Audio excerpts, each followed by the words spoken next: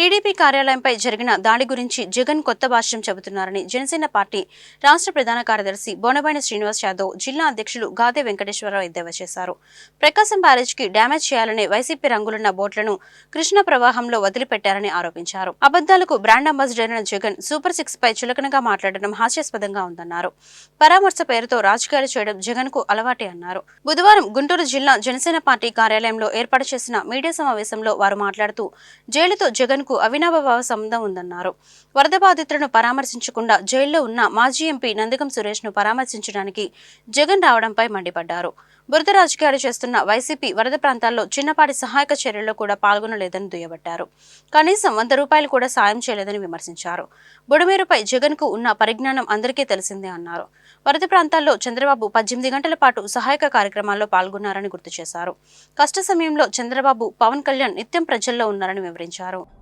సమస్యల కోసం రోడ్డెక్కి పోరాడితే ఏమన్నా ప్రభుత్వం అరెస్ట్ చేసి లోపల పెట్టారా పరామర్శడానికి రావడానికి? ఎందుకు పరామర్శ? ఒక 5 సంవత్సరాలు ముఖ్యమంత్రిగా చేసినటువంటి వ్యక్తి ఒక వ్యక్తిని పరామర్శించడానికి జైలుకు వస్తున్నాడు అంటే దానికి ఒక రీజన్ ఉండాలి. అదేమంటే ఇక్కడికొచ్చి చెట్టు కింద ప్రెస్ మీట్ పెట్టాడు. ఒక దళిత ఎంపీ అని దీర్ఘాలు తీస్తున్నాడు. ఎంపీలో దళిత ఏంటి? రిజర్వేషన్ కింద కొన్ని ఉంటాయి. ఆ రిజర్వేషన్ రాజ్యాంగం కల్పించింది కాబట్టి దాని సంవత్సరాలు నిలబడతారు. ఎంపీనే కదా గెలిచిన తర్వాత. పార్లమెంట్లో ఉన్నటువంటి అదర్ ఎంపీలు ఎలా ఉన్నావు, ఈయన కూడా అంతే. ఈయనకైనా తక్కువ రిజర్వేషన్లో గెలిచాడు కదా, దళితులకు ఏమన్నా తక్కువగా ఉన్నాయి? అక్కడేమన్నా చిన్న చూపు ఏమన్నా ఉందా? లేకపోతే వీళ్ళని పక్కన కూర్చోబెడతారా? బుద్ధి జ్ఞానం లేని మాటలు మాట్లాడుతూ పైపచ్చు కూటమి సభ్యుల్ని ఏదో మాట్లాడాలని చెప్పేసి ప్రయత్నం చేస్తుంటాడు. గత వారం రోజుల నుంచి రాష్ట్రంలో జరుగుతున్న పరిణామాలేంటి? ఎంత పెద్ద ఎత్తున విజయవాడ నగరానికి చుట్టుపక్కల నుంచి వచ్చినటువంటి అన్ని డ్రైన్ల నుంచి పొంగి ప్రజలు అల్లాడిపోతూ ఉంటే కనపడలేదు నీకు? ఎస్, కనపడలేదు, వాస్తవం. ఎందుకంటే మీరు చూడలేదు కదా. 2 సార్లు 2 రిహార్సల్ చేశాడు పాపం. ఒకసారి పోయాడు, ఏదో కాస్త మోకాళ్ళతో నీళ్ళలో దిగాడు, నేనేదో రిటైన్ వాళ్ళు కట్టేశాను అనేది గొప్పలు చెప్పుకునే ప్రయత్నం చేశాడు. అక్కడ పాపం ఉన్నటువంటి లేడీస్ ఏదో ఎదురు తిరిగితే పారిపోయి వచ్చాడు. మళ్ళా ఇంకోసారి పోయాడు ఇంకో ప్రాంతంలో, అక్కడ ఎట్లాగ జరిగితే వెనక్కి వచ్చాడు. ఢిల్లీ ఎక్కడి నుంచి లండన్ వెళ్ళిపోదామని ప్రయత్నం చేశాడు. పాపం అది ఆగింది. అది ఆగితే ఆయన ఇక్కడ ఉన్నాడా పని? బెంగళూరు పోయాడు, ఇవాళ వచ్చాడు మళ్ళా. అంటే ఒక 5 సంవత్సరాలు ముఖ్యమంత్రిగా చేసినటువంటి ఒక వ్యక్తి ఎక్కడైనా ఒక రాజకీయ నాయకుడు లక్షణం ఉందా ఆయనలో అంటే లేదు అని చెప్పడానికి ఇవాళ జరుగుతున్నటువంటి పరిణామాలే. మేము విమర్శించాం, కానీ అక్కడ ఎవరైతే లోపల ఉన్నటువంటి వ్యక్తిని పరామర్శించడానికి 10 నిమిషాలు, బయటకు వచ్చిన తర్వాత అధికార పక్షాన్ని విమర్శించడానికి 45 నిమిషాలు. అంటే ఈయన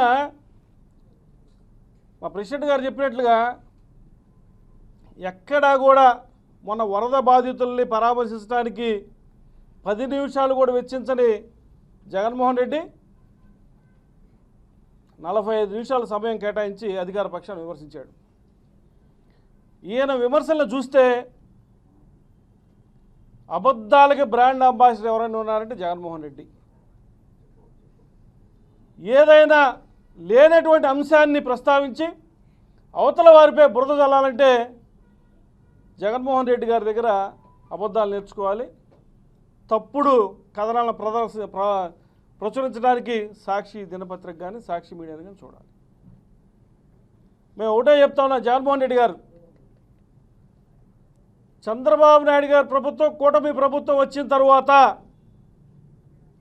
ప్రజలందరూ కూడా సంతోషంగా ఉన్నారు.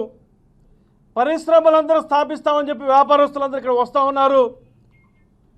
దురదృష్టం మన వరదలు రావటం. ఆ వరదల్ని కట్టడి చేయడానికి ప్రజలందరినీ అప్రమత్తం చేసి వరదల బారిన పడకుండా ప్రజలందరినీ కాపాడటానికి అదృష్టం ఏంటంటే కూటమి ప్రభుత్వం, చంద్రబాబు నాయుడు గారు ముఖ్యమంత్రి కావటం.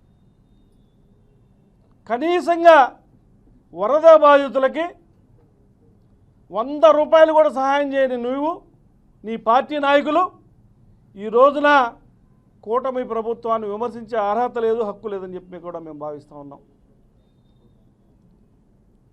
మొన్న నెల్లూరు జైలుకి వెళ్ళిన తర్వాత ఏం చెప్పాడు ఆయనకేదో దొంగోట్లు పడతాయని తెలిసి ప్రిస్ స్టేషన్లో ఆ ఈవీఎం పగలగొట్టాడని చెప్పి చెప్తూ ఉంటాడు. అసలు ప్రెస్ స్టేషన్లో ఈవీఎం పగలగొట్టడం ఏంటి? దొంగోట్లు వేసుకుంటూ ఉంటే ఆఫీసర్లు ఉంటారు, వాళ్ళకి చెప్పాలి. నీ వచ్చి దొంగోట్లు అయిపోతూ ఉంటే క్లియర్గా కనిపిస్తూ ఉంది. అక్కడ గ్రామస్తుడు మీ యొక్క ఎమ్మెల్యేని అడ్డుకోవటం,